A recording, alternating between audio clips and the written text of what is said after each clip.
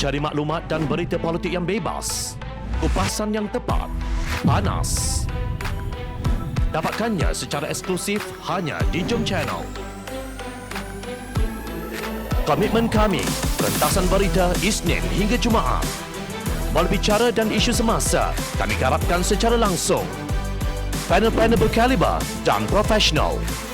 Interaktif, pandangan anda kami raikan. Jangan lupa bersama kami di setiap hujung minggu dalam edisi khas mingguan. Jom Channel, moving forward, sharing a new experience.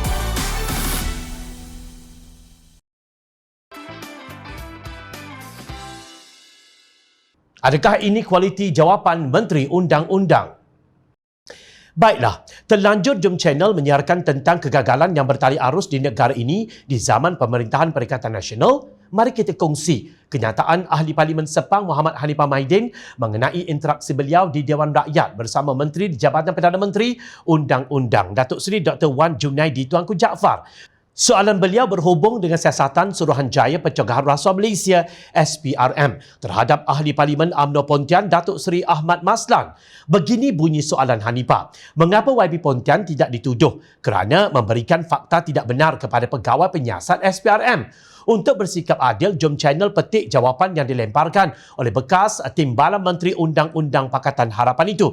Jawapan Wan Junaidi berbunyi begini. Di sini kerajaan ingin menjelaskan bahawa tindakan kompaun tidak menyalahi mana-mana peruntukan undang-undang. Malahan selaras dengan peruntukan undang-undang sedia ada.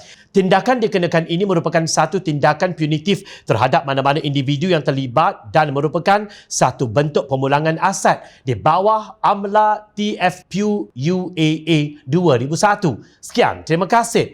Amla TFPU UAA 2001 ialah Akta Pencegahan Pengubahan Wang Haram dan Pembiayaan Keganasan 2001. Apa pendapat kalian? Adakah menteri berkenaan menjawab soalan mudah ahli jawatan kuasa pimpinan Amanah Nasional itu?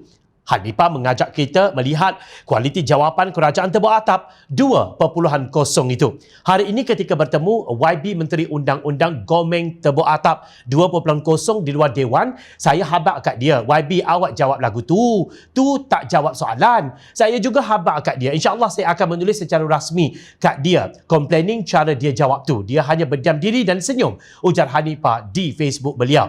Menurut Hanifah, jawapan itu merupakan kelaziman kerajaan Barisan Nasional. Saya masih ingat masa zaman UMNO BN jadi government sebelum 9 Mei 2018. Begitulah cara mereka jawab soalan. Jawapan ke laut. Basically jawapan yang berbentuk tak menjawab, kata Hanifah. Hanifah mengimbas kembali semasa Pakatan Harapan memerintah. Beliau juga agak biasa menjawab soalan mengenai SPRM dan banyak agensi lain di bawah Jabatan Perdana Menteri. Andai kata saya yang dapat draft jawapan macam itu oleh pegawai, insya-Allah saya akan habaq pada mereka, please ubah draft jawapan itu.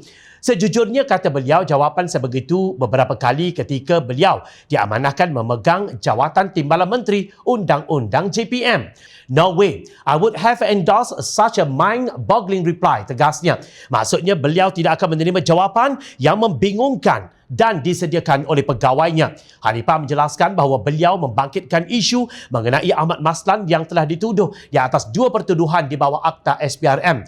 Menurut Hanifah, beliau bukan mempersoalkan sangat penarikan balik pertuduhan ke atas Ahmad Maslan bagi pertuduhan pertama, tetapi beliau mempunyai isu atau muskil tentang penarikan balik pertuduhan kedua ke atas Setiausaha Agung UMNO itu. Pertuduhan kedua melibatkan kesalahan beliau didakwa berkata tidak benar atau memberi maklumat yang tidak benar kepada pegawai SPRM semasa YB itu di soal siasat, kata Hanifah. Beliau menegaskan bahawa pertuduhan kedua itu adalah pertuduhan yang serius dan melibatkan isu nama baik, maruah dan integriti SPRM. Justru beliau membangkitkan persoalan tersebut di Dewan Rakyat.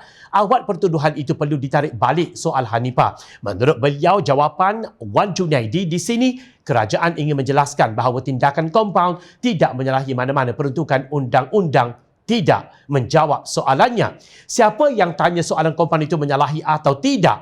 Orang tanya, awak hampa pi tarik balik pertuduhan kedua itu. Jawablah apa orang tanya, bukan jawab apa yang hampa tahu. So basic memalukan, sindir Hanifah. Pelajar semester 1 program perundangan tentu tahu jawapan itu melenceng jauh daripada soalan. Mustahil menteri berkenaan tidak tahu jawapan beliau ke laut. Jika beginilah standard atau kualiti jawapan menteri-menteri, maka jangan marah apabila rakyat kata ini kerajaan kakistokrasi atau dalam bahasa Arabnya, kerajaan ruai bidah. Itu baru satu jawapan bagi satu kes. Belum lagi kedengaran jawapan mengapa Peguam Negara tidak membantah isu mahkamah mengembalikan sementara pasport Datuk Seri Najib Razak untuk beliau ke luar negara. Pada 28 Julai 2020, Najib dijatuhi hukuman penjara 12 tahun dan denda RM210 juta selepas didapati bersalah di atas 7 tuduhan pecah amanah, menyalahgunakan kedudukan dan pengubahan wang haram dana RM42 juta milik SRC International Sdn Bhd SRC. Jangan ingat rakyat tidak tahu beza jawapan yang berkualiti dengan jawapan yang membingungkan lagi membangangkan. Ingat, rakyat sentiasa memerhati.